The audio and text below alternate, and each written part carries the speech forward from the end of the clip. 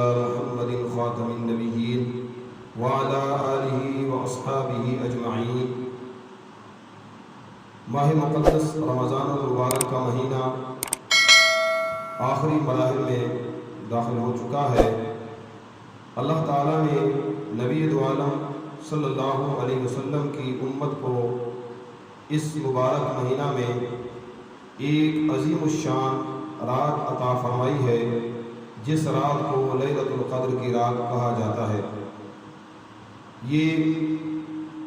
برکتوں والی رات، عظمتوں والی رات اللہ تعالیٰ کی طرف سے مسلمانوں کے لیے عظیم تحفہ ہے، اور یہ ایسی عظیم الشان رات ہے کہ جو شخص اس رات میں اللہ تعالیٰ کی رضا کے لیے عبادت کرتا ہے، اللہ تعالیٰ اس کو 1000 مہینوں کی عبادت سے بھی زیادہ ثواب عطا فرماتا ہے۔ جو شخص، جو مسلمان صاحب تقویٰ ہو، نیک متقی اور پرہیزگار ہو، تو وہ اس رات میں عالم بالا کا مشاہدہ کرتا ہے، اور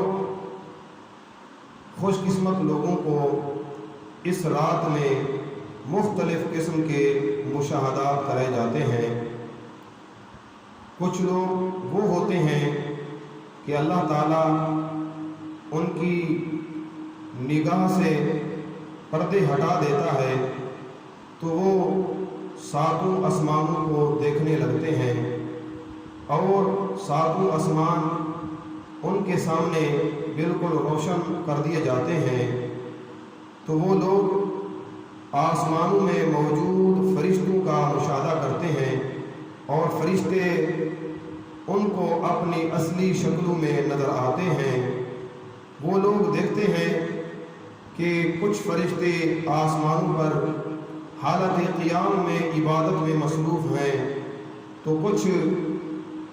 بیٹھے ہوئے اللہ تعالیٰ کے ذکر میں مشغول ہیں، اور کچھ لوگ لیلۃ القدر میں یہ مشاہدہ کرتے ہیں کہ فرشتوں کو دیکھتے ہیں، فرشتے اللہ تعالیٰ کی تسبیح و تہلیل بیان کر رہے ہوتے ہیں۔ اور اس عظیم الشان رات میں کچھ لوگوں کو جنت کا مشاہدہ کرایا جاتا ہے۔ وہ بیٹھے زمین پر ہوتے ہیں، لیکن ان کی نگاہ جنت میں پہنچ چکی ہوتی ہے۔ اللہ تعالیٰ ایسے لوگوں کی نگاہوں سے پردے ہٹا دیتا ہے، تو وہ لوگ جنت کا مشاہدہ کرتے ہوئے کیا دیکھتے ہیں؟ جنت کے محلات ان کے سامنے ہوتے ہیں، اور جنت کے محلات کے کمرے ان کے سامنے ہوتے ہیں، اور جنت کے درخت اور ان درختوں کے پھل ان کے سامنے ہوتے ہیں، اور جنت میں موجود خوبصورت حوریں ان کی نگاہوں کے سامنے ہوتی ہیں۔ یہ مشاہدہ بھی لیلۃ القدر کی رات میں بعض خوش قسمت لوگوں کو کرایا جاتا ہے۔ اور کچھ لوگ ایسے بھی ہوتے ہیں کہ لیلۃ القدر کی رات میں اللہ تعالیٰ ان کو اپنے عرش اعظم کا مشاہدہ کراتا ہے، ان کی نگاہوں سے پردے ہٹا دیے جاتے ہیں، تو وہ خوش قسمت لوگ بیٹھے زمین پر ہوتے ہیں، لیکن اپنی نگاہوں سے عرش اعظم کو دیکھ رہے ہوتے ہیں۔ وہ عرش اعظم جو جنت کی چھت ہے۔ اور کچھ لوگ ایسے بھی ہوتے ہیں کہ اللہ تعالیٰ ان لوگوں کو جنت میں انبیاء، اولیاء، صالحین، صدیقین اور شہداء کے منازل کا مشاہدہ کراتا ہے۔ وہ لوگ کیا دیکھتے ہیں؟ جنت میں جو اللہ کے انبیاء کے منازل ہیں، مراتب ہیں، اور ان کے جو درجات ہیں، ان کا انہیں مشاہدہ کرایا جاتا ہے۔ اللہ کے اولیاء کے منازل کا مشاہدہ کرایا جاتا ہے، صدیقین و شہداء کے درجات کا انہیں مشاہدہ کرایا جاتا ہے۔ اور کچھ لوگ وہ ہوتے ہیں کہ اللہ تعالیٰ ان کی نگاہ سے پردے ہٹا دیتا ہے، تو 7 زمینیں ان کے سامنے روشن ہو جاتی ہیں، اور ان زمینوں میں موجود مختلف قسم کی مخلوقات انہیں کے سامنے بالکل واضح کر دی جاتی ہیں۔ اور کچھ لوگ وہ ہوتے ہیں جو اس عظیم الشان رات میں جنات اور شیاطین کا مشاہدہ کرتے ہیں، یعنی اس رات میں وہ کیا دیکھتے ہیں کہ جنات ان کے سامنے ہوتے ہیں، یعنی جنات کو اصلی شکل و صورت میں دیکھتے ہیں اور اسی طرح شیاطین کو بھی اصلی شکل میں دیکھتے ہیں۔ اور سب سے بڑھ کر جو اس رات میں مشاہدہ کرایا جاتا ہے وہ یہ ہے کہ بعض خوش قسمت لوگوں کی نگاہوں سے اللہ رب العزت و تعالی پردے ہٹا دیتا ہے، تو وہ نیک لوگ، خوش نصیب لوگ لیلۃ القدر جیسی عظیم رات میں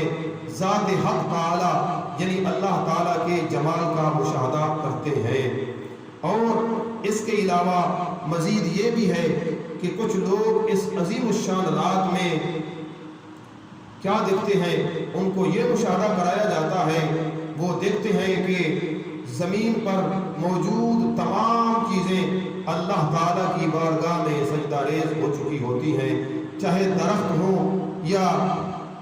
کوئی بھی اور مخلوق ہو،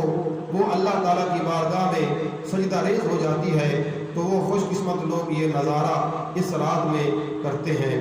اور مزید ایک حدیث میں یہ بھی فرمایا گیا کہ کچھ لوگ ایسے بھی ہوتے ہیں جو اس عظیم الشان رات میں عبادت میں مصروف ہوتے ہیں، تو جبریل امین فرشتوں کے ساتھ ان کے ساتھ مصافحہ کرتے ہیں، یعنی جو مسلمان عبادت کر رہے ہوتے ہیں ان سے جبریل آ کر مصافحہ کرتا ہے اور ان کی دعا پر فرشتے آمین کہتے ہیں۔ تو یہ مختلف قسم کے مشاہدات ہیں جو اللہ تعالیٰ اپنے مقربین اور اپنے عارفین اور اپنے نیک صالح بندوں کو کراتا ہے، لیکن ایسے مشاہدات کے لیے ضروری ہے کہ بندہ متقی اور پرہیزگار ہو اور اس کے دل کی آنکھیں کھلی ہوئی ہوں، صاحب بصیرت بھی ہو، صاحب تقوی بھی ہو اور نیک صالح اور متقی اور پرہیزگار بھی ہو، تو وہ اس رات میں ایسے مشاہدات کر سکتا ہے۔ تو یہ رات اللہ تعالیٰ نے اپنے پیارے محبوب صلی اللہ علیہ وسلم کی امت کو عطا فرمائی ہے، تو ہم سب کو چاہیے کہ اس عظیم الشان رات کو عبادت میں گزارا کریں۔ اور آخر میں یہ بھی بتاتا چلوں کہ بعض لوگ یہ سمجھتے ہیں کہ لیلۃ القدر کی رات 27 رمضان کی رات کو ہوتی ہے، تو اس طرح کی سوچ و فکر کو یقینی درجہ نہیں دیا جا سکتا، یہ یقین کے ساتھ نہیں کہا جا سکتا کہ لیلۃ القدر کی رات 27 رمضان کو ہی ہوتی ہے، اگرچہ بعض صحابہ اور ائمہ کا یہ نظریہ اور موقف ضرور ہے کہ جیسے حضرت عبداللہ بن عباس رضی اللہ تعالی عنہما، حضرت عبداللہ بن عمر رضی اللہ تعالی عنہما، حضرت ابی بن کعب رضی اللہ تعالی عنہ اور حضرت سیدہ عائشہ صدیقہ رضی اللہ تعالی عنہا، اور ان کے علاوہ تابعین اور کچھ ائمہ کا